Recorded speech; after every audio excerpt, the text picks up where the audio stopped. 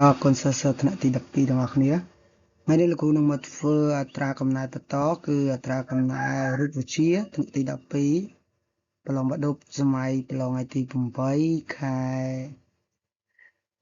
ថ្ងៃទី8ខែ2024បន្តពីវីដេអូមុនលោកគ្រូបានកំណែរ៉ូម៉ាំងទី1អញ្ចឹងលោកគ្រូមកចូលក្នុងវីដេអូនេះយើងនឹងធ្វើនៅរ៉ូម៉ាំងទី2ជាលំហាត់ខ្ញុំដឹងហើយណាថារូបវិទ្យាគឺវាមានផ្នែកសំណួរហើយនិងផ្នែកលំហាត់អញ្ចឹងតោះមកខាត់ពេលយើងចូលទៅរ៉ូម៉ាំងទី2ទាំងអស់គ្នាយើងតាក់ទងជាមួយនឹងលំហាត់មួយណានៅក្នុងមេរៀនទី1មេរៀនទី1គឺតើមេរៀនទី1តោះអញ្ចឹងយើងមកខាត់ពេលវេលាយើងអានប្រធានលំហាត់ដូចទៅធុងមួយផ្ទុកឧស្ម័នបរិសុទ្ធ2ម៉ូនៅសីតុណ្ហភាព300 Kelvin ករណីកតម្លៃមធ្យមនៃថាមពលស៊ីនេតិករបស់ម៉ូលេគុលនីមួយៗខថាមពលស៊ីនេតិកសរុបរបស់ម៉ូលេគុលទាំងអស់គេឲ្យ table ស្មានការស្មើ1/38គុណដល់សេគុណដល់23 joule ក្នុង Kelvin និង T សកលស្មាន O ឬក៏ Air ស្មើ8/31 joule ក្នុងម៉ូក្នុង Kelvin ណាចឹងទី1អានប្រធានឲ្យយល់ហើយយើងចាប់ផ្ដើមនឹកឃើញទៅដល់មេរៀនណាដូចវីដេអូមុនចឹងគ្រូប្រាប់គឺយើងសម័យទៅលើមេរៀនហើយយើងចាប់ផ្ដើមនឹកទៅដល់រូបមន្តនៃអ្វីដែលគេសួរចឹងគេសួរតកតងជាមួយនឹងតម្លៃមធ្យមនៃថាមពលស៊ីនតេរបស់ម៉ូលេគុលចាទៅលើថាមពលស៊ីនតេយើងនៅឃើញដល់មេរៀនថាមពលស៊ីនតេហ្នឹងហើយចឹងតើរូបមន្តវាយ៉ាងម៉េចគឺយើងបើកសភៅពុំមើលមកណាទៅកន្លែងនេះគឺយើងបើកសភៅពុំមើលមកចឹងបន្ទាប់ពីបើកសភៅពុំឃើញហើយយើងធ្វើមិនទៀតណាបើសភៅពុំមើលហើយគឺយើងនឹងដឹងថាត្រូវប្រើរូបមន្តអ្វីហើយចឹងនៅក្នុងសភៅពុំណានៅក្នុងសភៅពុំគឺគេ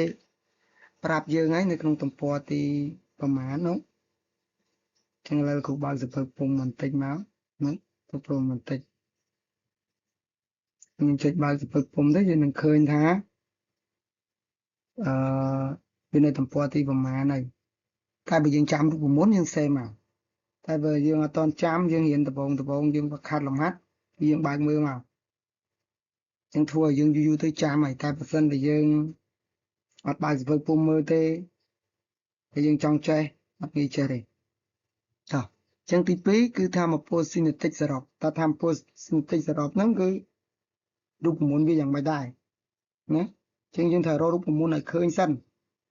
ណាបន្ទាប់ពីរករូបមន្តឲ្យឃើញតកតងជាមួយនឹងអ្វីដែលគេសួរហ្នឹងហើយយើងពិនិត្យមើលតើនៅក្នុងលំហាត់ហ្នឹងគេប្រាប់អីគេមកខ្លះនេះអញ្ចឹងទូទៅនៅក្នុងរូបវិទ្យាយើងស្រង់សមត្ថកម្មហ្នឹងយើងតាំងមក2ម៉ូហ្នឹងគឺតាំងដល់អក្សរអី2ម៉ូហ្នឹងគឺតាំងដល់អក្សរអីអញ្ចឹងម៉ូទូទៅគឺជាអក្សរ n តូចណាក្នុងរូបវិទ្យាហើយការនេះគឺKelvinຂະຫນາດរបស់សីតុណ្ហភាពតាំងដល់ T ធំណាអញ្ចឹងយើងត្រូវកំណត់អានឹងសិនទើបយើងធ្វើហើយគេប្រាប់ table ស្មានហើយនឹង T សកលមកដែរនេះ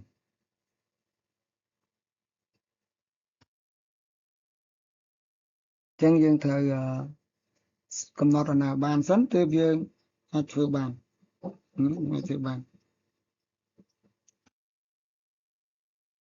ចឹងតោះចឹងយើងបន្តទៅទៀតគឺយើងចាប់ដើមដាក់ដំណោះស្រាយចឹងកគឺឲ្យរកតម្លៃមធ្យមថាមពលស៊ីនតេរបស់ម៉ូលេគុលនីមួយដូចលោកគ្រូបាននិយាយចឹងតម្លៃមធ្យមថាមពលស៊ីនតេរបស់ម៉ូលេគុលនីមួយហ្នឹងយើងបើកសភៅពុំមកតែរូបមន្តរបស់វាគឺអីឬក៏យើងរកនឹកមកអញ្ចឹងតម្លៃមធ្យមនៃថាមពលស៊ីនតេទូទៅគេតាំងដោយការវ៉េនៅក្នុងសភៅពុំទី12អញ្ចឹងយើងត្រូវចាំណាគឺការវ៉េអញ្ចឹងយើងដាក់តាមរូបមន្តមកការ AV ស្មើ3លើ2ការតេព្រោះនៅក្នុងមេរៀនទី1គឺទ្រឹស្ដីស៊ីនេតិកនៃស្មានហ្នឹងគឺមានរូបមន្តហ្នឹងណានៅទំព័រទី10នៃមេរៀនគឺកន្លែងមេរៀនសង្ខេបក៏គេដាក់ដែរតម្លៃមធ្យមថាមពលស៊ីនេតិកម៉ូលេគុលនីមួយៗការ AV ស្មើ3លើ2ការតេយើងចាំរូបមន្តបែបហ្នឹងមកណាយើងចាំរូបមន្តមកយើងធ្វើចាញ់ក្នុងរូបវិទ្យាហើយបើមិនចាំបើកសភៅមើលហើយសភៅមើលមិនចាំហើយយើងអាសាធ្វើលំហាត់ដដែលវានឹងចងចាំហើយអញ្ចឹងបន្ទាប់ពីយើងបានរូបមន្តហើយយើងពិនិត្យមើលក្នុងរូបមន្តវា cứ dương từ score vậy cả bạn cứ dương từ score cá hay dương từ score tè trên dương từ score cá score tè bây giờ ngọt score cá score tè thế giờ ai theo làm hạt đằng bà này chân dương mưa tamประเทศlàm hạt mấy cứ đời cá cứ chia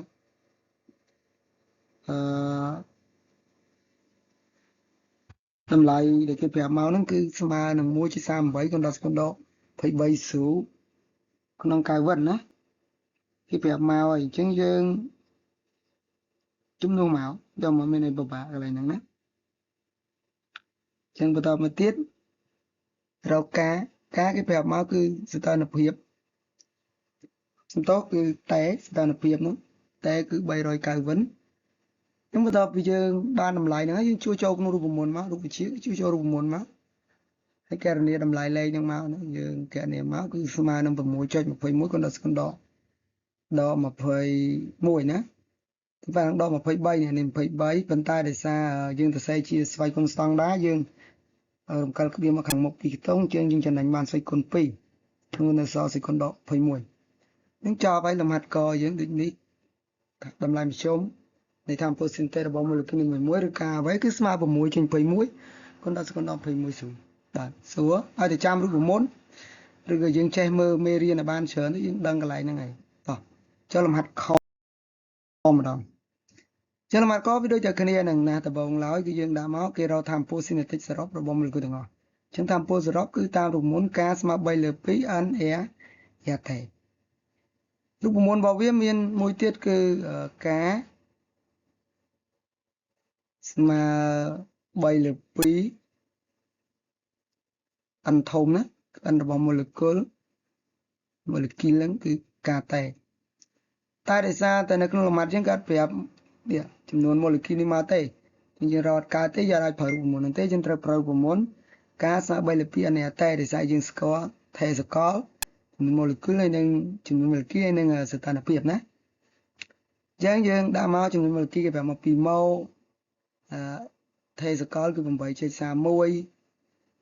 ស៊ូក្នុងម៉ូក្នុងកាវិនហើយតែគឺស្ថានភាពមក300កាវិននឹងដឹងវិកមកញចំនួនលេខមកកណនីបូកដកមកខុសទេចម្លើយវាខ្លាច74 79 79ស៊ូ